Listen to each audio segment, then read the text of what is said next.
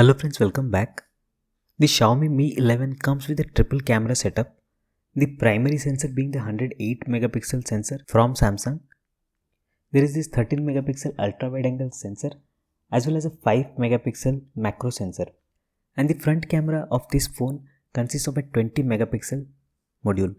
So in this video, let us find out the user interface of this camera setup along with the various modes that Xiaomi provides with this camera setup. And I'll be going into some basic details of the images and videos this phone provides. So without any delay, let us start the video. So if you check the camera interface, you will see that the whole interface is very similar to the One UI camera interface that is from Samsung. Most of the settings are presented in the similar way as One UI camera interface. Various other modes can be accessed by a swipe from just below the vacant area below the shutter button. And this gesture is again configurable inside the settings. Now the various user modes that are accessible are the AI watermark, the time lapse, documents for black and white images, 108 megapixel of pictures. There is a long exposure mode. There is a dual video mode where you can access your front camera as well as the back camera together. There is the vlog mode. There is this short video mode, a supermoon mode which directly makes the camera go into a 5x zoom, which is digital. There are movie effects mode, slow motion and panorama modes. Now inside movie effects modes, there is this magic zoom, the slow shutter mode, time freeze, night time lapse and parallel world, which is inspired from Inception.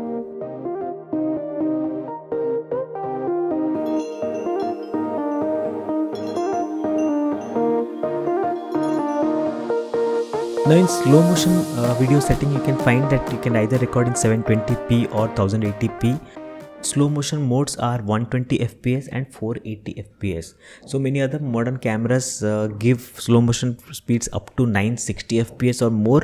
So it is limited to 480 fps in either Full HD or 720p modes. Now in this 108 megapixel mode, you can capture full resolution images from the sensor that is in 108 megapixel and not in 27 megapixel, which is quad pixel binning, which is going on default. So the gallery app recognizes the 108 megapixel and you can zoom twice with double taps. Whereas with the 27 megapixel images, you can zoom in only once with a double tap. But then again, manually zooming in through the gallery app doesn't show much of a extra details in that 108 megapixel mode compared to the 27 megapixel mode. Though on PC or in laptops, you may see some more amount of resolution, but there will definitely be little more noise when light is little less. Then there is this 5 megapixel macro sensor. To get sharp images with this 5 megapixel camera, you need to have very stable hands because even a slight movement causes blur in the pictures and it is very difficult to get sharp images. So maybe using a tripod will enhance the experience and the image quality.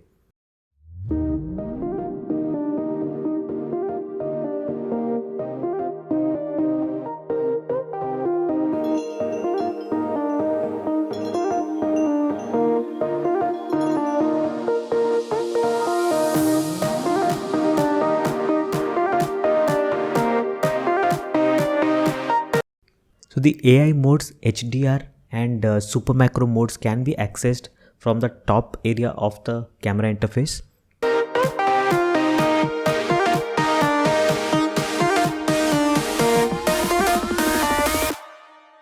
And one thing I noticed is the HDR mode, even though it is on or off, doesn't have a much aggressive effect on photos when compared to similar thing on maybe a Samsung or iPhone.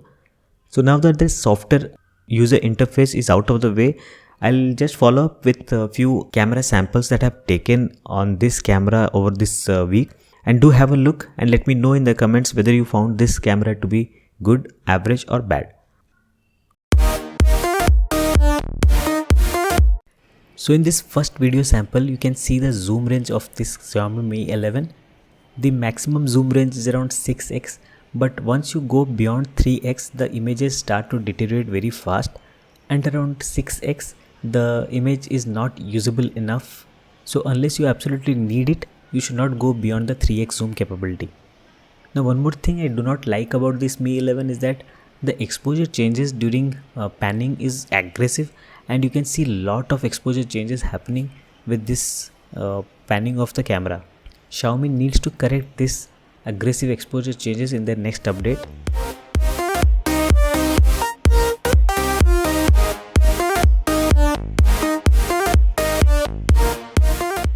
Now in this next stabilization I am walking and you can see the stabilization. The stabilization with the primary image sensor is very good. There are no complaints in this regard.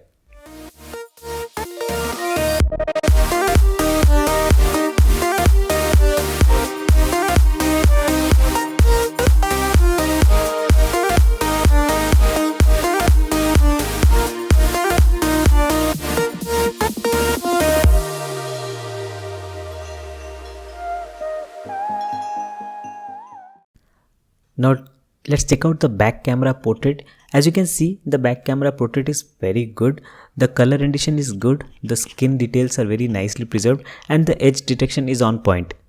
I think this portrait mode is as good as iPhones and Samsung flagship models. Now talking about the front camera portraits, overall I love the front camera of the Xiaomi Mi 11. Even though this is a very small punch hole as I said in the previous review, but the images it produces is very nice.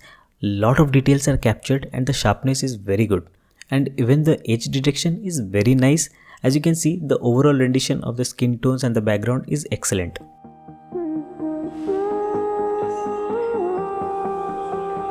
Now as I said, the front camera of this camera is very nice. There are a lot of sharpness and very good dynamic range. Even in backlit situation the face is well exposed. So overall this will be a good phone for vlogging.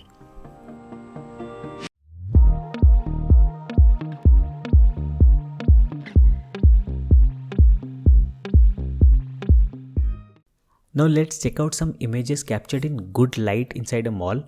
Now in this kind of scenario, which is sometimes difficult for cameras to handle, there are a lot of colors going on, a lot of neon lights, but you can see all the neon lights are well preserved, the borders are well preserved, and you can read most of the lines and most of the lights. Even the resolution of this camera is very good. Even in this 400 times crop, you can see that the camera lights are very sharp and a lot of detail is preserved in this camera. Now in this photo, I manually focused on the lights from the roof of this showroom. You can see even though the lights were very bright, all the lights have been very nicely captured and there is no blown highlights from these lights. Overall the scene is very pleasing and a lot of colors are well preserved. Now in this next photo of jewelry, you can see on zooming in also there is a lot of details preserved. Fine lines are nicely preserved and you can see the holes as well as the jewelry. A lot of details are preserved. So overall the primary sensor is doing a very nice job of handling a lot of details as well as lot of colors. Now again in this photo you can see the neon lights are very nicely captured as well as the overall illumination is well balanced and the faces and all are very nicely exposed. Now on manually zooming in into the neon lamps, you can see the sharpness is very nicely handled. The borders of the bulb as well as the wooden textures are very nicely handled and it looks very good. Now in the next few images you can see the zoom range of this wide angle, ultra wide angle and the 3x zoom. Now in the next three images you can see when the foreground or the subject is not as good illuminated as the background, you can see that the face comes out slightly choppy. This kind of lighting can only be handled by full frame DSLR cameras, but even then this sensor is doing a good job in retaining a lot of details in this kind of image. Now in this next photo I wanted to show you the dynamic range of this sensor, primary sensor. You can see the background as well as the foreground are nicely preserved. So the roof in a darker area is well lit as well as the distant trees are well captured. So the dynamic range is good.